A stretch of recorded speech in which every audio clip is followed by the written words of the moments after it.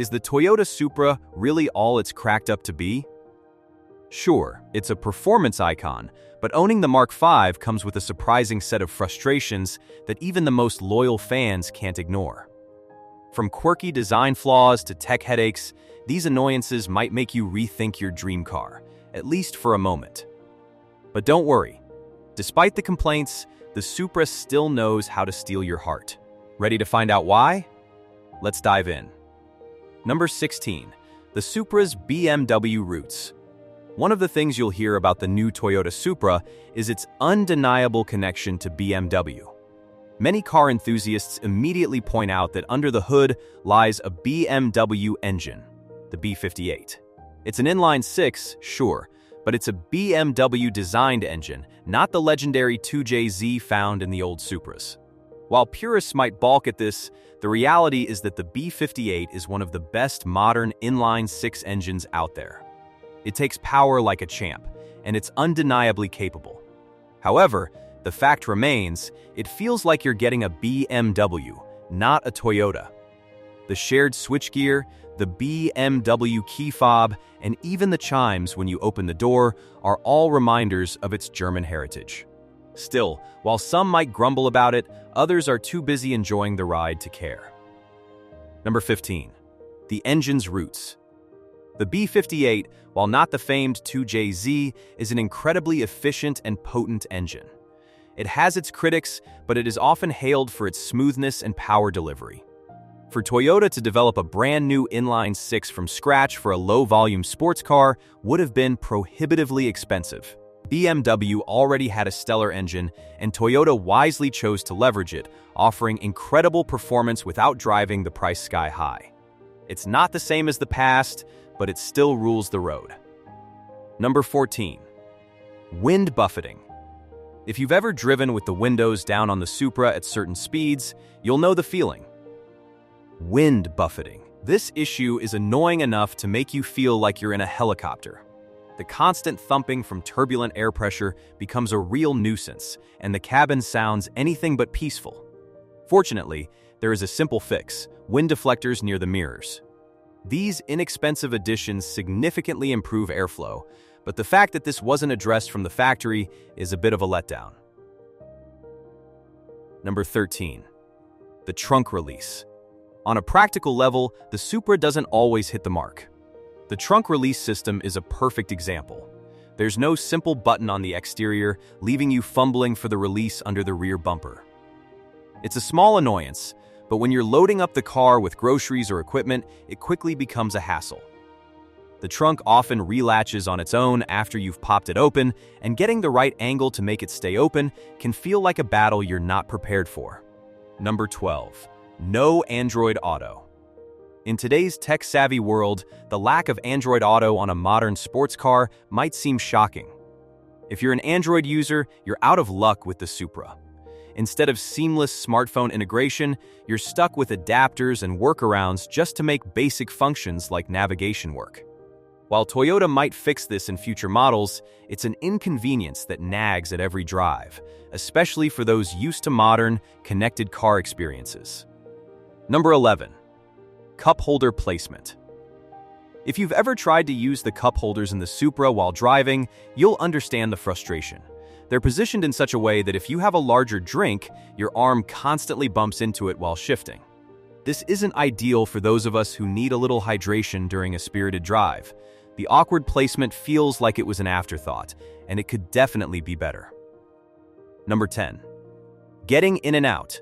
A tight fit. The Supra's low stance makes getting in and out a challenge, especially for taller drivers. The small opening and low height require a bit of maneuvering, and for anyone with long legs or a bulky frame, it's an exercise in patience. Throw on boots or a helmet, and things get even more uncomfortable. It's not a deal breaker, but it's certainly something to consider if you're planning to use the Supra as a daily driver. Number 9. Visibility. A long hood and tight corners. The Supra's sleek design comes at the cost of visibility. The long hood makes it hard to judge the front end of the car, especially when parking or navigating tight spaces. While it's great for looks, it can be a hassle for those used to smaller, more agile cars. The awkward placement of the front end can make you feel like you're driving a missile at times, accurate but hard to judge at close range. Number 8. Stereo system. Despite being a high-performance sports car, the Supra's stereo system leaves much to be desired. The sound quality, while not terrible, doesn't match the caliber of the rest of the car. Dual subwoofers are included, but they seem to lack the punch you'd expect from a car at this price point. For those who value a good sound system to complement their driving experience, this can be a serious downside. Number 7. Missing back seats. For a car that competes with the likes of the Porsche 911, the lack of back seats feels like a missed opportunity. Sure, the Supra is marketed as a two-seater, but many feel that adding rear seats would have elevated it to true 911 competitor status. Without the back seats, it feels more like a Cayman or a Boxster, rather than a flagship model in the sports car market. A little extra practicality might have made it even more appealing. Number 6. Rattles and creaks. Despite being built by Toyota, a brand renowned for reliability, the Supra suffers from annoying rattles and creaks. These small noises become magnified when driving, especially at certain RPMs, which makes it feel less polished than expected. These sounds often appear randomly, and trying to show them to someone else is futile. By the time you're pointing them out, they'll have disappeared. Number 5. The small gas tank. The Supra's small gas tank is another issue that can become frustrating. It's not that the car's fuel economy is terrible, it's just that the small tank requires frequent stops for refueling, especially if you're having fun on a spirited drive. It's a minor inconvenience, but it's noticeable over time, and if you're used to cars with larger tanks, you might find yourself filling up more than you'd like. Number 4. Attracting too much attention. The Supra's attention-grabbing design can be both a blessing and a curse. On the one hand, it's great to drive a car that turns heads and gets compliments. On the other hand, the constant attention from strangers, whether it's admiration or unwanted conversations, can be a bit overwhelming. Sometimes, all you want is a quiet drive, but in the Supra, that's often hard to come by. Number 3. Everyone wants to race you. The Supra brings out main character energy in everyone around you. It seems like every other car on the road, whether it's a mail truck or a lifted pickup, wants to race you. While some people might enjoy the challenge, for others, it's an exhausting experience. The constant desire to race can make driving the Supra more about competition than enjoyment, and it can take the fun out of just cruising around. Number 2. Storage space. Where do I put my stuff? The Supra's lack of storage space is another practical issue. The cabin has limited space for everyday items, and things like your phone or wallet can easily disappear into the seat gaps. While the car is designed for performance, a little more thought into interior storage would make it more practical for daily use. Number 1. Tire and weather issues.